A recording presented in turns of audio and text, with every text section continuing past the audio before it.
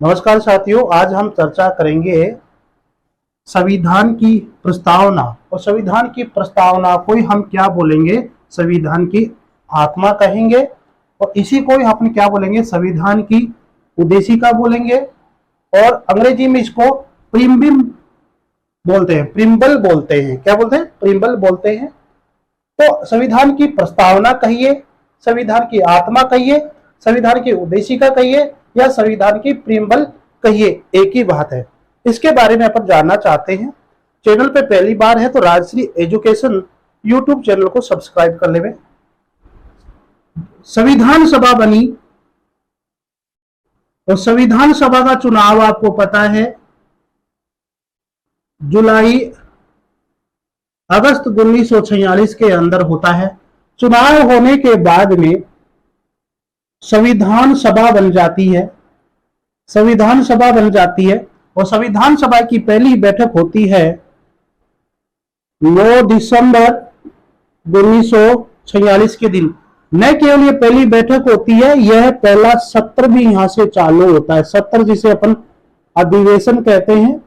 Total 12 अधिवेशन होते हैं। तो पहला अधिवेशन यहीं से शुरू होता है और पहली बैठक 9 दिसंबर 1946 के दिन होती है।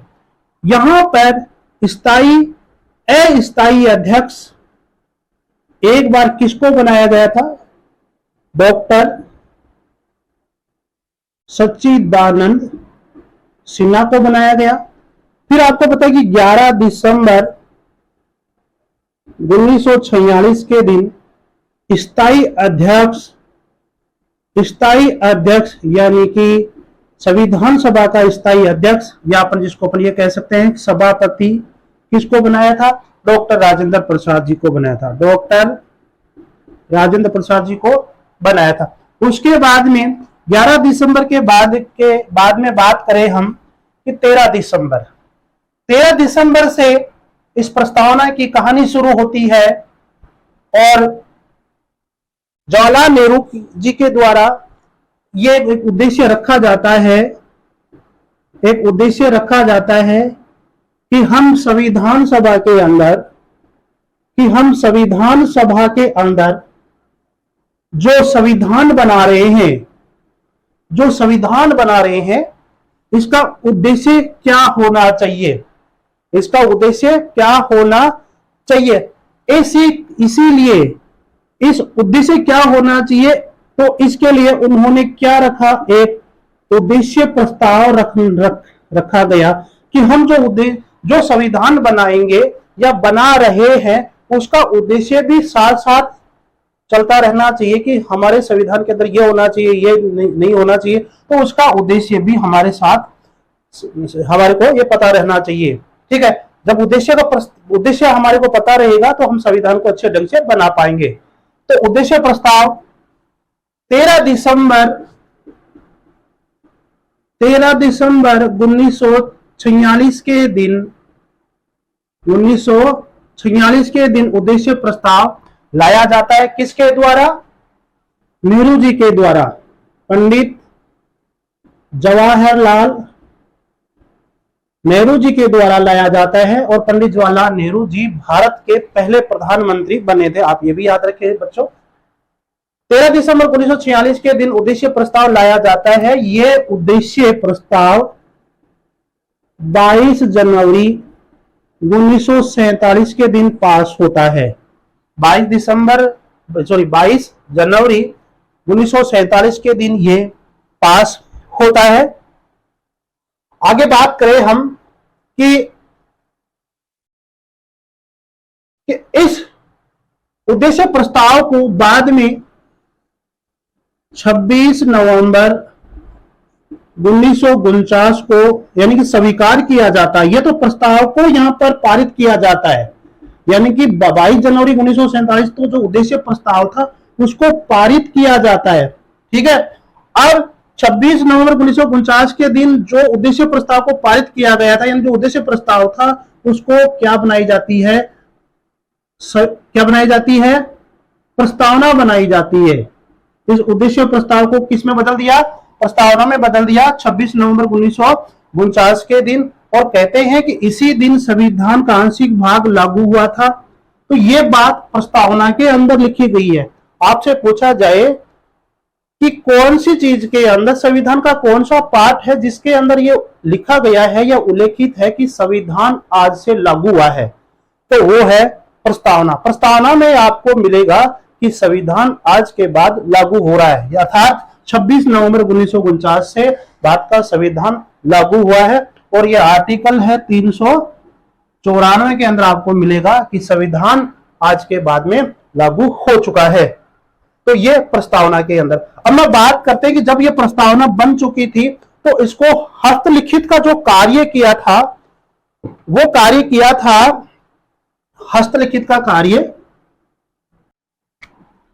मूल प्रस्तावना को प्रेम बिहारी नारायण रायजादा ने हस्त लिखा था, यानी हाथ से लिखा था प्रेम बिहारी नारायण रायजादा ने, यह भी जरूर याद रखें। मूल प्रस्तावना को अलंकृत किसने किया, सौंदर्यीकरण का कार्य किसने किया था, बिहुहर राम मनोहर सिन्हा जी ने इसको अलंकृत करने का कार्य किया था। अब बात करते हैं कि संविधान की प्रस्तावना को किस व्यक्ति ने किस रूप में परिभाषित किया। N.A. पालकीवाला, ये विद्वान है, इन्होंने क्या कहा था संविधान की प्रस्तावना को, कि संविधान की प्रस्तावना क्या है, संविधान का परिचय पत्र है। आपसे पूछा जा सकता है कि संविधान की प्रस्तावना को संविधान का परिचय पत्र किसने कहा था, पालकीवाला ने कहा था। प्रश्न में आंसर है पैसे, तो याद रखना पालकीवाला ने कहा था। अल्लादी कृष्ण स्वामी अय्यर, ये हमारे प्रारूप समिति के सदस्य थे, के.एम. मुंशी भी सदस्य थे।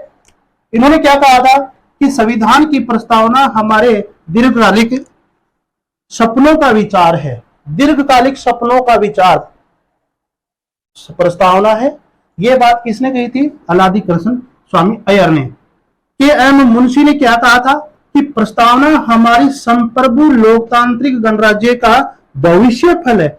भविष्य फल पूछे आपसे प्रस्तावना के बारे में कि प्रस्तावनाओं को भविष्य फल किसने कहा, कन्हैयालाल माणिकलाल मुंशी ने कहा था। इन्हीं के बारे में एक कथन और आता है कि प्रस्तावना को संविधान की जन्म कुंडली किसने कहा, वो भी के.एम. मुंशी ने कहा था। के.एम. मुंशी भी क्या थे, प्रारूप समिति के सदस्य थे। और इनके बारे में कहा जाता है कि के.एम. मुंशी क्या थे, एकमात्र प्रारूप समिति में कांग्रेसी थे, ऐसा इनके बारे में प्रश्न कई बार आता है। आगे चर्चा करते हैं। पंडित ठाकुरदास भार्गव जी ने संविधान की आत्मा के बारे में, संविधान की प्रस्तावना के बारे में, संविधान की उद्देशिका के बारे में बहुत अच्छा कथन कहा था। तो उसके बारे में यहां से काफी प्रश्न आते हैं, देखते हैं क्या क्या उन्होंने कहा था। बहुत इंपॉर्टेंट क्वेश्चन है ये पंडित ठाकुरदास भार्गव जी के संबंध में, और संबंध में प्रस्तावना के संदर्भ में जो कुछ कहा, निम्न में से कौन सा है या कौन सा नहीं है, यह आपसे पूछा जा सकता है। इन्होंने कहा, भार्गव जी ने, कि प्रस्तावना संविधान का सबसे महत्वपूर्ण अंग है। देखिए ये प्रस्तावना है हमारी, इस प्रस्तावना को संविधान का क्या माना, संविधान का क्या माना, कि प्रस्तावना संविधान का महत्वपूर्ण अंग है। ये याद रखना, महत्वपूर्ण अंग किसने माना, भार्गव जी ने माना, जरूर याद रखें। प्रस्तावना संविधान की आत्मा है, तो प्रस्तावना संविधान की क्या है, आत्मा है, सोल है। तो आत्मा याद रखना। आपसे पूछा जा सकता है कि प्रस्तावना को संविधान की आत्मा किसने कहा, ठाकुरदास भार्गव जी ने कहा। प्रस्तावना संविधान की कुंजी है, तो प्रस्तावना इस संविधान की क्या है, कुंजी है। सारा मैटर मिल जाता है इस कुंजी के अंदर। प्रस्तावना संविधान का आभूषण है, आभूषण बोला था। प्रस्तावना क्या है, संविधान का आभूषण है, किसने कहा, भार्गव जी ने कहा था।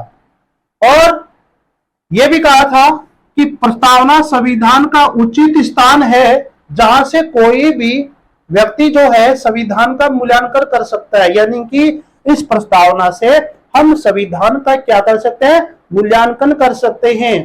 ठीक है, तो मूल्यांकन के बारे में भी कहा था कि प्रस्तावना क्या है, संविधान का एक ऐसा दस्तावेज है या ऐसी वस्तु है जहां से हर कोई व्यक्ति अपने संविधान का क्या कर सकता है, मूल्यांकन कर सकता है। तो ये बात सारी की सारी बात बोली थी पंडित ठाकुरदास भार्गव जी ने। तो इनके संदर्भ में ये सारी बात आप जरूर याद रखें। अर्नेस्ट बारकर जो थे ये एक अंग्रेज राजनीतिक शास्त्री थे। इन्होंने भारत की जो संविधान की जो आत्मा है, जो प्रस्तावना है, उसके संदर्भ में क्या कहा अपनी बुक के अंदर। इनकी बुक का नाम कई बार पूछा जाता है और पॉलिटिकल साइंस के विद्यार्थियों के लिए तो ये बुक बहुत इंपॉर्टेंट है। Principle of social and political theory, याद रखना, principle of social and political theory 1950 के अंदर ये प्रकाशित होती है ये बुक। इसके अंदर ये लिखा था अर्नेस्ट बारकर ने कि प्रस्तावना जो है वो लिखने वाले लोगों को बुद्धिजीवी कहा था, यानी कि प्रस्तावना को लिखने वाले लोगों को बुद्धिजीवी कहकर पुकारा है। किसने? अर्नेस्ट बारकर ने। आपसे पूछा जा सकता है कि प्रस्तावना को लिखने वाले लोगों को बुद्धिजीवी कहकर किसने पुकारा, या ऐसे भी आ सकता है कि संविधान सभा के जो सदस्य थे जिन्होंने प्रस्तावना लिखी, तो उन सदस्यों को बुद्धिजीवी कहकर किसने पुकारा? अर्नेस्ट बारकर, याद रखना। इसके अलावा प्रस्तावना को उन्होंने कुंजी नोट कहा था, कुंजी नोट कहा था, ये जरूर याद रखें, ठीक है। तो कुंजी नोट कहने वाले कौन थे? अर्नेस्ट बारकर थे। प्रस्तावना को गहन सिद्धांत, प्रस्तावना के अंदर जो कुछ लिखा हुआ था उनको गहन सिद्धांत की संज्ञा देने वाले कौन थे? आचार्य जी कृपलानी थे। प्रस्तावना को आदि वाक्य तथा संविधान की आधारशिला किसने कहा? पंडित गोविंद दास जी ने कहा था। अब बात करते हैं कि सुप्रीम कोर्ट ने किस विवाद के अंदर प्रस्तावना को संविधान का भाग माना और नहीं माना। संविधान का भाग, कि प्रस्तावना संविधान का भाग है या नहीं, ये विवाद यहां से भी प्रश्न कई बार आते हैं। भेरूवाड़ी संघ विवाद 1960 के अंदर सामने आता है सुप्रीम कोर्ट के पास, और इस विवाद के अंदर सबसे पहले सुप्रीम कोर्ट ने यह कहा कि जो प्रस्तावना है वो संविधान का भाग है या नहीं। आप बताइए। नहीं है, ये कहा था इस विवाद के अंदर कि प्रस्तावना संविधान का अंग नहीं है, संविधान का भाग नहीं है। तो बोले क्यों नहीं है? तो सुप्रीम कोर्ट ने कहा कि यह संविधान सभा के जो सदस्य थे, जो संविधान बना रहे थे, जो प्रस्तावना बना रहे थे, उनकी ये एक सामान्य सोच थी और इसके अलावा कुछ नहीं था, ऐसा उन्होंने कहा था सुप्रीम कोर्ट ने। मस्तिष्क की कुंजी थी कि उनके दिमाग में ऐसा आ गया और उन्होंने ऐसा बना दिया, तो संविधान का भाग उन्होंने नहीं माना। उसके बाद में केशवानंद भारती विवाद 1973 आता है और इसके अंदर संविधान की प्रस्तावना को संविधान का अंग माना, अंग माना कि यह संविधान का भाग है, संविधान का अंग माना, संविधान का भाग है, यानी कि संविधान की प्रस्तावना को, संविधान की आत्मा को, संविधान की उद्देशिका को इस विवाद के अंदर संविधान का मुख्य पार्ट माना, अंग माना, भाग माना, मुख्य पार्ट मानता है।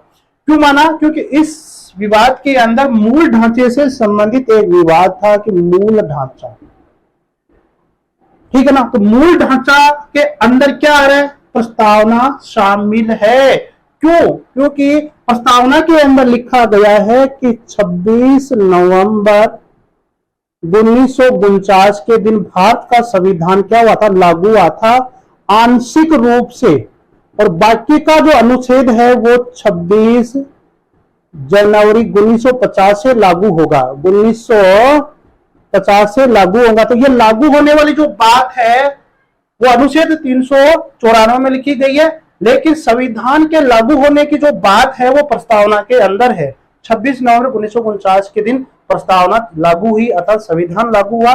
तो संविधान के लागू होने की बात हो रही है, इसलिए यह मूल ढांचा है, और मूल ढांचा जो होता है वो संविधान का भाग होता है, अंग होता है। तो यहाँ पर केशवानंद भारती विवाद के अंदर संविधान की प्रस्तावनाओं को मूल ढांचा माना, संविधान का पार्ट मांगा, मुख्य अंग माना। इसी प्रकार से LIC ऑफ इंडिया एक विवाद आया था 1995 के अंदर, इसके अंदर भी इसी बात को दोहराया था कि संविधान की प्रस्तावना संविधान का हिस्सा है, संविधान का भाग है। आगे हम बात करते हैं कि इस प्रस्तावना के अंदर अब तक कितनी बार संशोधन हो गया है। तो प्रस्तावना के अंदर अभी तक एक बार ही संशोधन हुआ है, तब 1976 के अंदर संशोधन हुआ है, यानी कि 42वें संविधान संशोधन 1976 के द्वारा भारत की प्रस्तावना के अंदर संशोधन हो चुका है। और संशोधन के बाद इसमें कौन कौन से नए शब्द जोड़े, यह भी आपसे पूछा जा सकता है, तो इसको जरूर याद रखिए। देखो पहला शब्द याद रखिए समाजवादी, समाजवादी। नंबर 2 पे याद रखिए पंथ निरपेक्षता, पंथ निरपेक्षता। और नंबर 3 पे याद रखिए अखंडता, देश को एक बनाए रखे। तो समाजवादी, पंथ निरपेक्षता और अखंडता, ये जो तीन जो शब्द हैं, ये हमारे प्रस्तावना के अंदर 42वें संविधान संशोधन 1976 के द्वारा जोड़े गए थे। और ये 42वां संविधान संशोधन है ना, ये सरदार सवर्ण सिंह समिति की सिफारिश पे किया गया था। सरदार सवर्ण सिंह समिति की सिफारिश पे, इसलिए कहा जा सकता है कि किसकी सिफारिश पर जोड़ा गया था। तो सरदार सवर्ण सिंह समिति की सिफारिश पर 42वां संविधान संशोधन 1976 हुआ और उसी के तहत ये जोड़ा जाता है, समाजवादी, पंथ निरपेक्ष, अखंडता। आज इतना ही संविधान की प्रस्तावना के अंदर। अगला वीडियो नेक्स्ट लेके आएंगे। जब तक नमस्कार साथियों, वीडियो को जरूर लाइक शेयर सब्सक्राइब कर देवे चैनल को।